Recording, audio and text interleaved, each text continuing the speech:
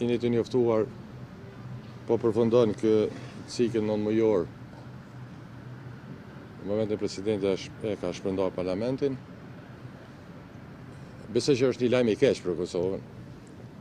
Tash 9 muaj Kosova me këto forca politike dhe me këtë besim që kanë forca politike kanë dëshmuar që nuk kanë kapacitet dhe pjekurit mjaftueshme politike për të ndërtuar marrëveshje, për të përmbushur vullnetin e qytetarëve, për të ulur bashkëbiseduar e për t'i dhënë vendit institucione. Fatkeqësisht, kjo që ka ndodhur sot me shpalljen e zgjedhjeve, me shpërndarjen e parlamentit tregon pa aftësi, pa pjekuri dhe pa njohuri se si ndërtohet shteti, institucionet dhe si funksionohet.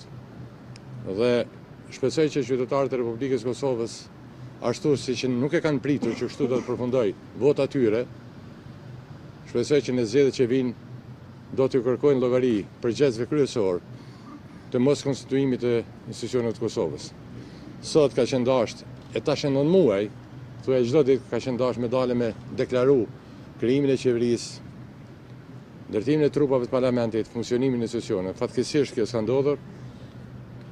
Fatkeqësisht që për 9 muaj, me gjithë përpjekjet që ne kemi bërë, me gjithë angazhimin dhe dëshirën tonë që të përmbushim vullnetin e njerëzve për të pasur institucione, Kosova po shkon drejt zgjedhjeve të reja, me një vit humbur, me shumë shansa të humbura, me shumë dëme për vendin tonë, si plani nacional, ashtu dhe ndërkombëtar, si planin ekonomik, ashtu dhe politik.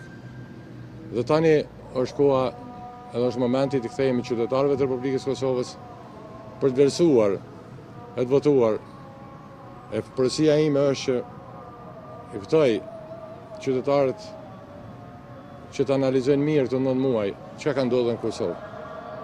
Është koha për një leadership ndryshe, është koha për një leadership të pjekur, racional, një alternativë e cila din e ka kapacitet të ndërtoj institucione, një alternativë e cila ul tavolin, e bashkëbisedon, e trajton temat me interes të vendit. Dhe sot do bëni përpjekje, si që u tentuat ditëve të fundit, dhe kur t'juve ju dalin këtu, ju flasin për buxhete, ju flasin për shanset humbura, mos harroni për gjëzit kryesor, pse Kosova sot s'ka buxhet, pse sot punëtorët e organizatave buxhetore nuk kanë rroga fajën shtetar. Të atyre të cilët kanë mundur të paktën të ndërtojnë një qeveri të konsenzusit,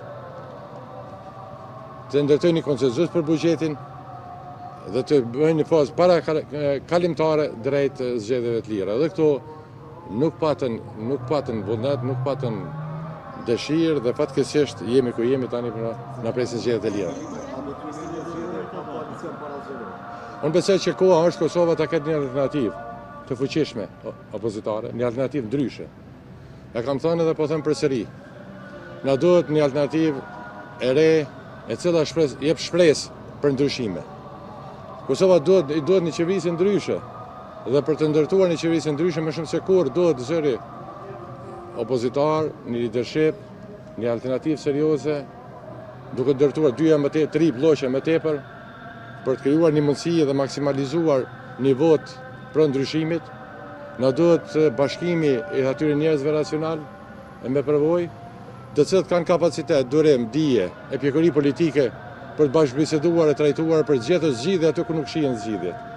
Unë jam për këtë alternativë se kjo është e qytetarëve, po ashtu ajo që duhet të them është nisma shkon drejt zgjedhjeve, qoftë përmes ndonjë koalicioni i cili ka një alternativë serioze, dhe ne pa një alternativë serioze shkomi rrugës e do ta trajtojmë, qoftë me të ose pa të, nisma do të jetë në zgjedhje. Me një grup politik që shohemi që për një me drejtuesi i tij, leadershipi, o nis gares për të fituar për të qenë kryeminist i Kosovës.